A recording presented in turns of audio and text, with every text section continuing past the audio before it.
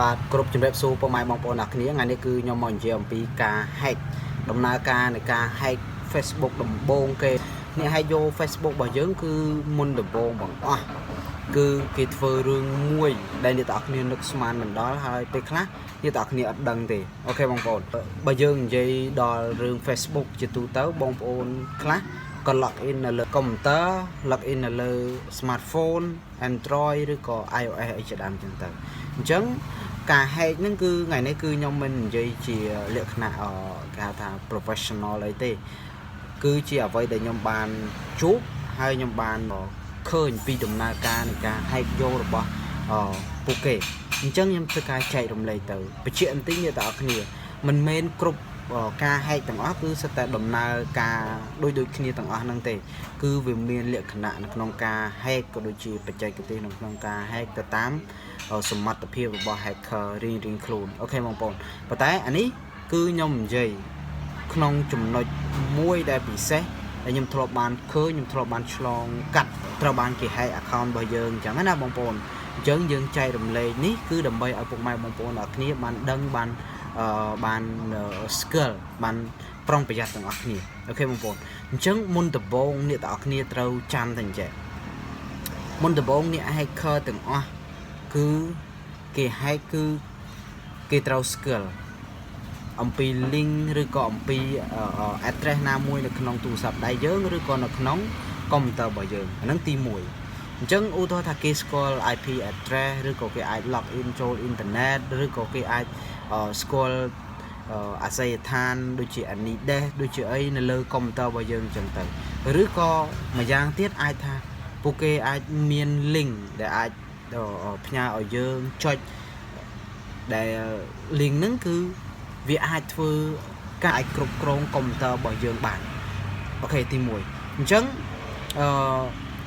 សំណួរគេសួរថាអញ្ចឹងតើមិនបានឥឡូវគេដាក់ two factor បានន័យថា password 2 3តង់ហើយនៅតែវាអាច hack បានអញ្ចឹងថ្ងៃនេះគឺខ្ញុំនិយាយពីដំណើរការនៃការ hack ហ្នឹងអញ្ចឹងកាលណាគេគ្រប់គ្រងលើទូរស័ព្ទដៃរបស់យើងបានគេគ្រប់គ្រងលើ computer របស់យើងបាន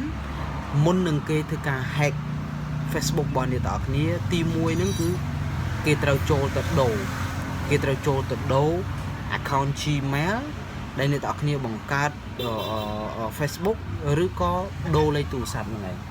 អញ្ចឹងអ្វីដែលអ្នកទាំងអស់គ្នាត្រូវប្រយ័ត្នហ្នឹងគឺកន្លែងហ្នឹងឯងឧស្សាហ៍ចូលឆែកមើល personal information ទាំង password ទាំងលេខទូរស័ព្ទទាំង Gmail គឺអ្នកទាំងអស់គ្នាចូលទៅកាន់security អញ្ចឹងអ្នកទាំងអស់គ្នាឆែកមើលឲ្យបានញឹកញាប់តិចទៅអញ្ចឹងអ្នកទាំងអស់គ្នានឹងអាចដឹងហើយថា Facebook របស់យើងត្រូវបានគេលួចដូរ Gmail ឬក៏លួចដូរaccount លេខទូរស័ព្ទអីមួយអញ្ចឹងគឺយើងដឹងហើយអញ្ចឹងអ្នកទាំងអស់គ្នាឆែកមើលឲ្យញឹកតិចទៅព្យាយាមឆែកមើលព្រោះអាពេលខ្លះហ្នឹងយើងដាក់ two factor មែនយើងដាក់ Gmail មែនប៉ុន្តែនៅពេលដែលអ្នកទាំងអស់គ្នាដាក់ពួកអ្នក hacker ហ្នឹងវា hack ដំបងគេបងអស់ហ្នឹងគឺវាអត់បាន lock out device បានន័យថា lock out Facebook ហ្នឹងនៅលើ account នៅលើ computer របស់អ្នកទាំងអស់គ្នានៅលើទូរស័ព្ទរបស់អ្នកទាំងអស់គ្នាទេដំបងហ្នឹងគឺគេដូរហើយគេដូរលេខទូរស័ព្ទគេដូរ Gmail ចឹងបន្ទាប់មកនៅពេលដែលរយៈពេលមួយអាទិត្យអូខេដំណាក់កាលដូរដំបងហ្នឹងកាលណាគេគ្រប់គ្រង computer ឬក៏ Facebook យើងបានគេតែងតែអាចរកឃើញ password អញ្ចឹងគេអាចធ្វើការដូរគេអាចដូរបានហើយបន្ទាប់ពីជោគជ័យក្នុងការដូរនឹងហើយគេមានឱកាសក្នុងការ lock out ចេញពី device របស់អ្នកទាំងអស់គ្នាពី computer ពីទូរស័ព្ទរបស់អ្នកទាំងអស់គ្នាអញ្ចឹងវីដេអូថ្ងៃនេះគឺសង្ឃឹមថាពុកម៉ែបងប្អូនបានស្ដាប់បានដឹងហើយបងប្អូនប្រុងប្រយ័ត្នទាំងអស់គ្នាឧស្សាហ៍ចូលឆែកមើលកន្លែង security information personal information ហ្នឹងគឺចូលឆែកមើលបន្តិចទៅដើម្បីងាយស្រួលក្នុងការគ្រប់គ្រង account របស់យើងអូខេបងប្អូនអញ្ចឹងខ្ញុំចង់ឲ្យអ្នកទាំងអស់គ្នាមើលនៅលើ computer ដែរឥឡូវខ្ញុំនិយាយតែមាត់អញ្ចេះអាចនឹងពិបាកអញ្ចឹងអ្នកទាំងអស់គ្នាត្រូវប្រយ័ត្នគឺប្រយ័ត្នកន្លែងនេះអ្នកទាំងអស់គ្នាអញ្ចឹងចូលទៅកាន់ account របស់អ្នកទាំងអស់គ្នា អូខេនេះតើគ្នាចាំតិចខ្ញុំបើកscreenshot សិន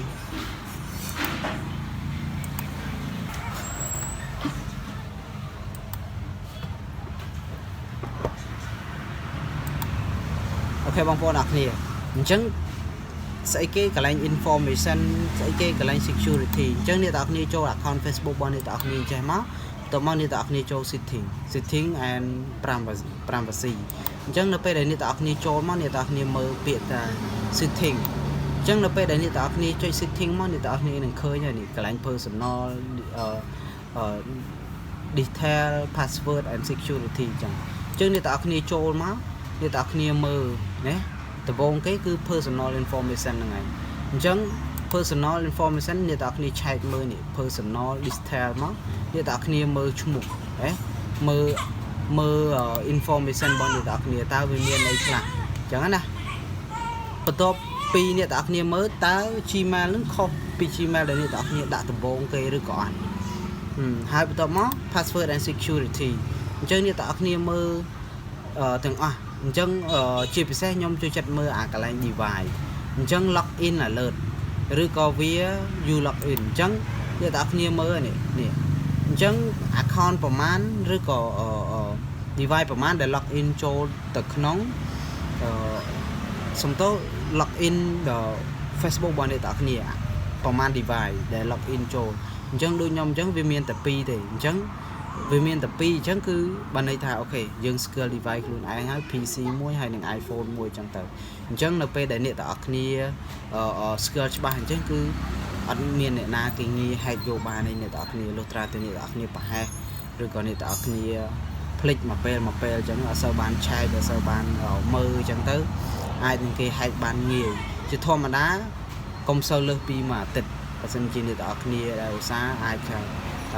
5-6ថ្ងៃអីអាចឆែកម្ដងទៅអ្នកទាំងអស់គ្នាជិះវៀងបាត់ account ដោយមិនដឹងខ្លួនអូខេអញ្ចឹងវីដេអូមួយនេះគឺមានតែប៉ុណ្្នឹងទេបងប្អូនជួបគ្នាវីដេអូក្រោយខ្ញុំនឹងចែករំលែកនៅចំណេះដឹង complete បងប្អូនជួយចុច subscribe like និង share វីដេអូនេះបន្តផងអូខេជួបគ្នាវីដេអូក្រោយបាយ